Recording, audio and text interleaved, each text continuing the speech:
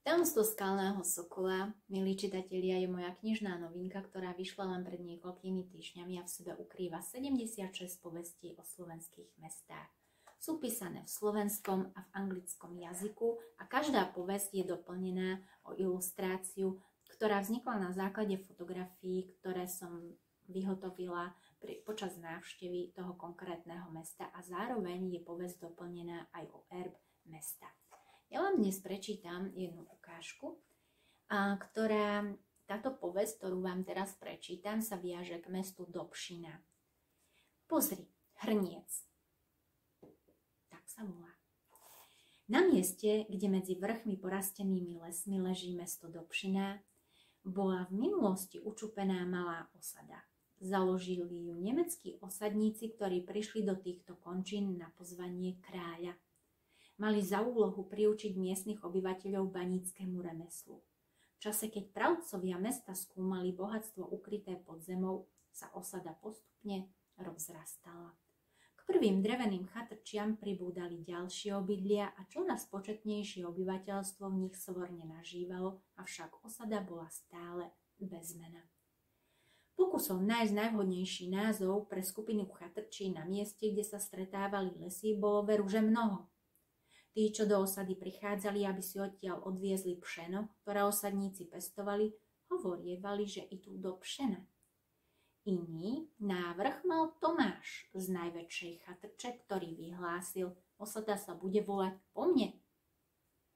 Také i onaké návrhy prichádzali od domácich, ale aj od pocestných, a aj obyvateľom, a ani jeden z nich sa nepáčil.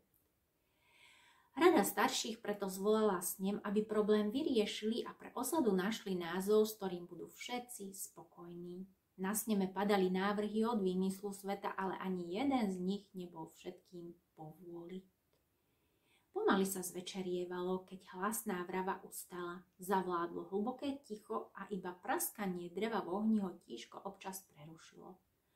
V tom z nina zdajky jeden z prítomných prehovoril: Keď zajtra vyjdeme z bane a prvý z nás vyriekne nejaké slovo, pod tým menom budú všetci poznať našu osadu už navždy. Ostatní s ním súhlasili, s ním rozpustili a pobrali sa domov. Na ďalší deň baníci, unavení po celodennej lopote, v tmavej štôlni v tichosti vystupovali z bane. Vedeli, že sa už pre nich varí jedlo, aby sa mohli nasýtiť a dopriať telu oddych na čerstvom vzduchu. Blížili sa k ohňu, rozloženému nedaleko vchodu do štôlne. Vo veľkom novom hrnci sa varili nahádzané halušky, ktoré začali zrazu kypieť. Jeden z baníkov vykríkol: Tu pša! A ukázal rukou na hrniec.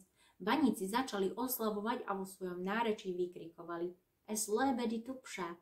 Prvé vyrieknuté slová baníka mali iba upozorniť ostatných, aby sa pozreli na hrniec, ktorého kypeli halušky.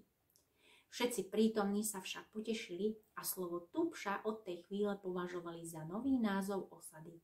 Hlásno volali na jeho slávu. Radostné výkriky baníkov sa rozliehali po okolí a niesli sa stráňou. Národčové slovo tupša, vzniknuté spojením dvoch slov, sa neskôr ponemčilo do podoby dobšau.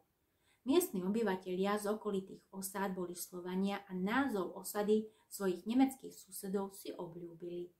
Ale aby sa im ľahšie z úst cudzie slovo vyrieklo, uspôsobili si ho. Vždy hovorili, že idú do Dobšiny alebo do Pšiny. Tak sa náhly výkrik baníka zachoval po stáročia a mesto dodnes hrdo nesie svoje meno ako Dobšina. To bola ukážka z knihy Tajomstvo skalného sokola.